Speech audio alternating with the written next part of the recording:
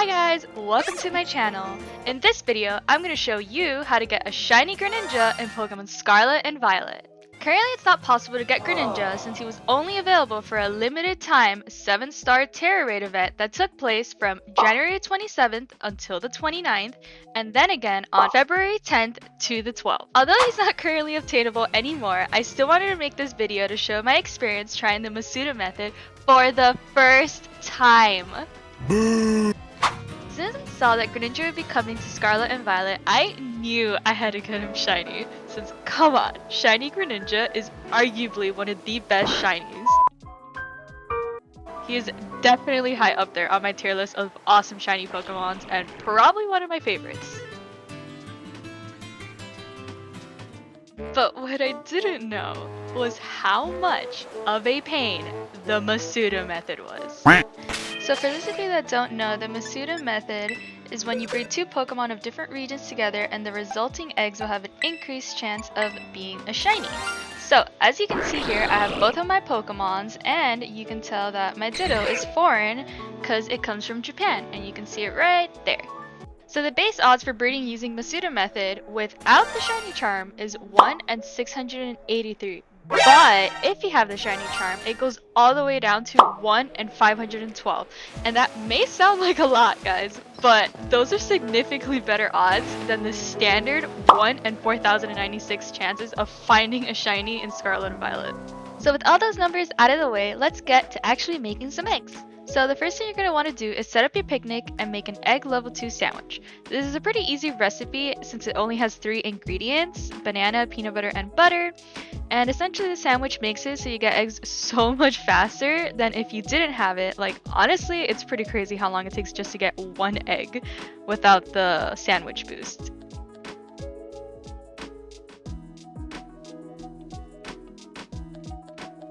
So after making the sandwich, you're going to want to wait by the basket and wait about a minute or two, honestly sometimes even a couple seconds, and you should have lots of eggs ready to be collected, but keep in mind the basket can only hold up to 10 eggs at a time, so you can't just wait till the end of the sandwich and hope to collect, all of them at once. That's just not going to work. So once the sandwich is over and you've collected everything from the basket, you should have at least filled up 1 box with eggs. And now my last piece of advice is to have a Pokemon with a Flame Body ability at the head of your party. That makes it so the eggs hatch twice as fast as they normally would. And trust me, that's really helpful. So if you don't know if you have a Pokemon with that ability, all you have to do is go to search by ability, and look for Flame Body. Then it'll show you by highlighting the box it's in if you have any. And that's pretty much how you breed Pokemon using the Masuda Method. Now just start running around hatching eggs and hopefully your luck is better than mine, because this is how my experience went. So I'm just going to speed up some of the clips of me running around the town because it would just be pure torture to show you guys the literal 5 hours that I spent doing this. I was so confident I would get my shiny Froakie so fast, especially after seeing so many other people get really lucky with their eggs. But that wasn't really my case. I started off just running around circles in the city, hoping that would be the fastest method, but honestly, I got pretty bored of that. So I decided to start exploring around the world in hopes of coming across random shinies. But after 300 eggs, there was still no shiny Froakie in sight. At some point, I began to question a couple of life decisions, guys. Like, what could possibly have led me down this path? Spending literal days upon days hatching hundreds of digital eggs in a children's game for the chance of obtaining a slightly bluer frog. My shiny luck took a little bit to kick in at first, but once it did, it finally made this Froakie hunt so much more fun and really kept me motivated to keep going, even when I felt like giving up.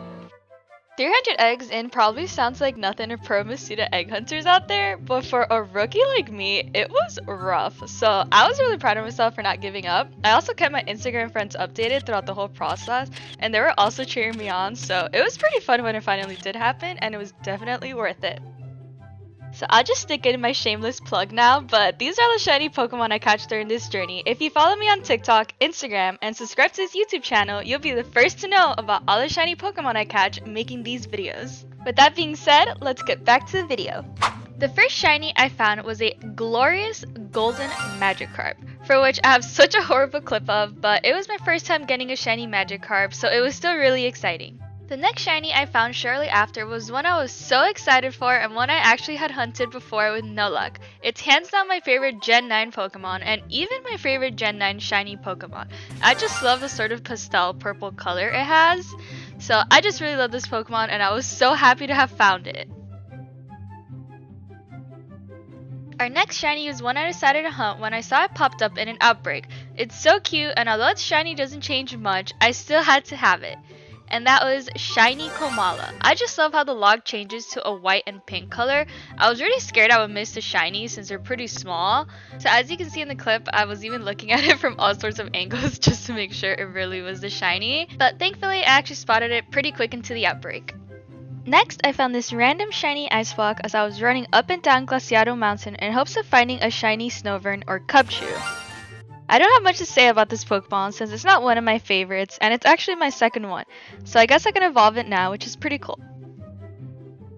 I then took a break from trying to find random shinies since I got a little tired of being hyper focused on my screen in case I missed a shiny, so I decided to run around the map without paying attention to any of the Pokemons that spawned in front of me.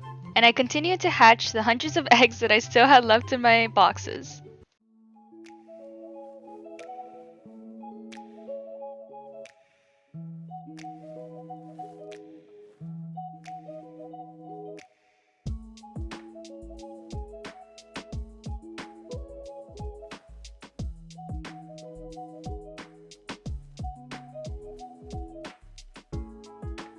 Alright, so after cleansing my eyes a bit, I proceeded to go back to actively looking for shinies in the overworld as I was hatching the eggs, and the first one I found afterwards was a shiny Cubchoo, which is another one of my favorite shinies because of the soft and pink purple color it has. It's so cute.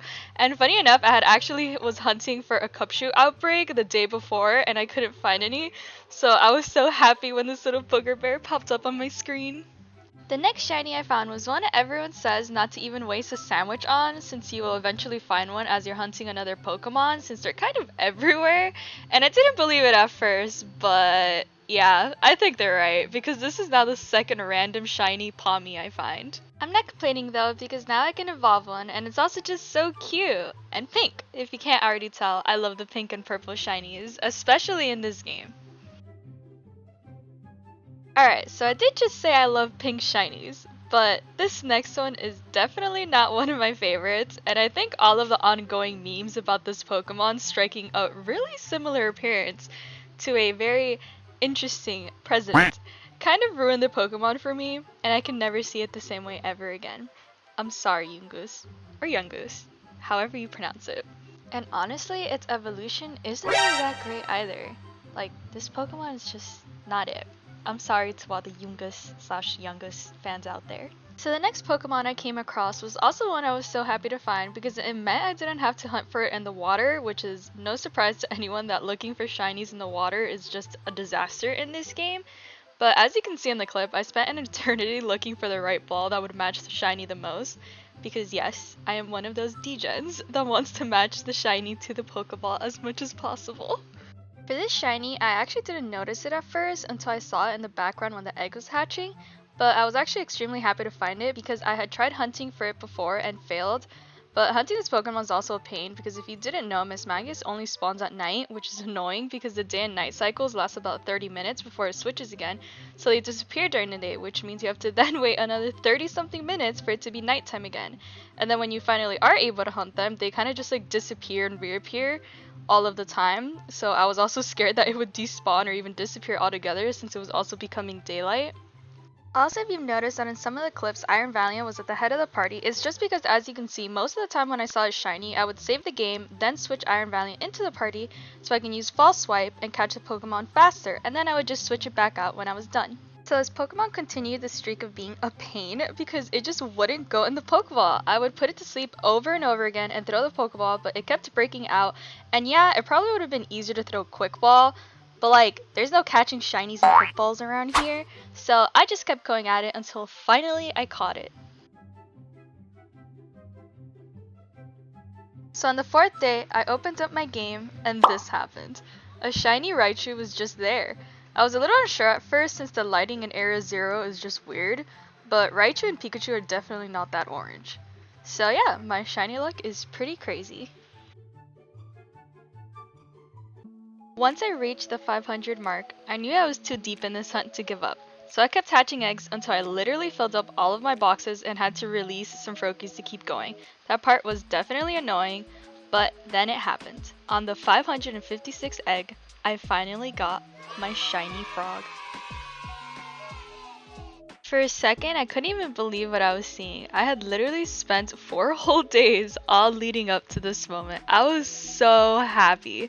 This was my first ever shiny using the Masuda method, and though I almost felt like giving up, I didn't. Honestly, the shinies I was finding along the way is what really kept me motivated to keep going. I have no idea how people do this whole thing just running around circles in town the whole time. And although it took forever and so many hours of my time, it was definitely all worth it at the end. So of course, as soon as I go to evolve my Froakie, this happens. Another shiny, but this time a shiny Psyduck, which is also my first one, so again, can't complain.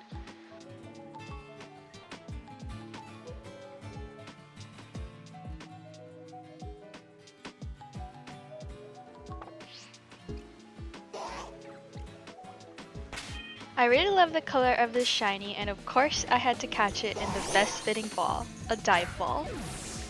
It just matches it perfectly.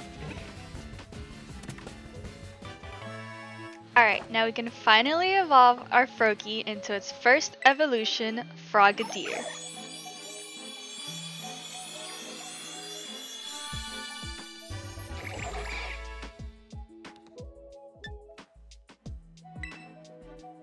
I never played X and Y, so this is actually my first time pretty much seeing this line of Pokemon in the game. I actually don't even know what Frogadier looks like when it's not shiny, but he looks so cool and he runs around like a ninja.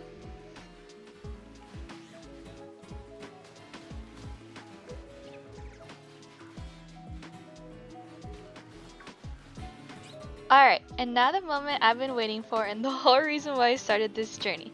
Time to evolve Frogadier into Greninja.